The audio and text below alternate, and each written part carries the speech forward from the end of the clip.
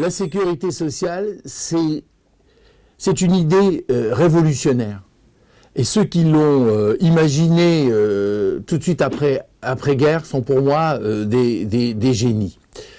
Parce la sécurité sociale, ça repose sur un principe fondamental et extraordinaire, c'est que chacun cotise selon ses moyens et bénéficie des soins selon ses besoins.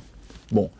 Et le principe qui a été érigé par le général de Gaulle, monsieur Larocque, premier directeur de la sécurité sociale, etc., ils sont partis de l'idée qu'il faudrait qu'il y ait une solidarité nationale de façon à ce que toutes les classes sociales soient à l'abri du risque de la vie, des accidents de la vie, et en particulier évidemment de la maladie, des accidents du travail. Donc c'est un principe extraordinaire, révolutionnaire et merveilleux.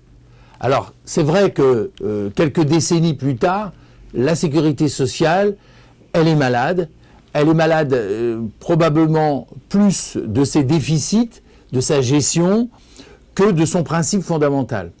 La sécurité sociale, par son souci d'économie et de la gestion de ses recettes, je dirais, se désengage petit à petit de son principe fondamental et fait que, au lieu de créer une sécurité sociale, crée malheureusement des inégalités sociales. Et aujourd'hui, on n'a pas une médecine à 2 vitesses. Moi, je dis qu'on a une médecine à 3, 4 vitesses.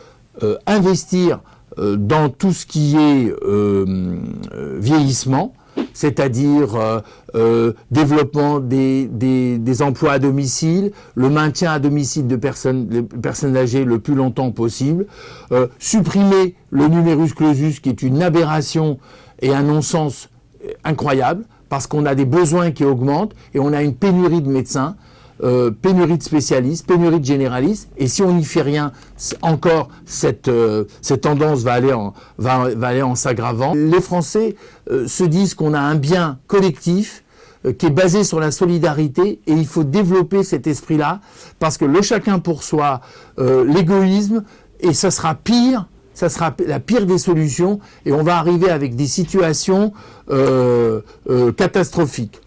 Donner ces garanties-là à des sociétés privées, à des assurances privées, c'est le risque de voir des garanties qui sont sélectionnées, qu'on fasse des choix en fonction de l'âge, en fonction de critères qui ne sont pas forcément sanitaires mais économiques. Et je pense que lorsqu'on donne la sécurité sociale à la privatisation, on va avoir non seulement une sélection des patients, la sécurité coûtera plus cher et on sera sûrement moins bien soigné.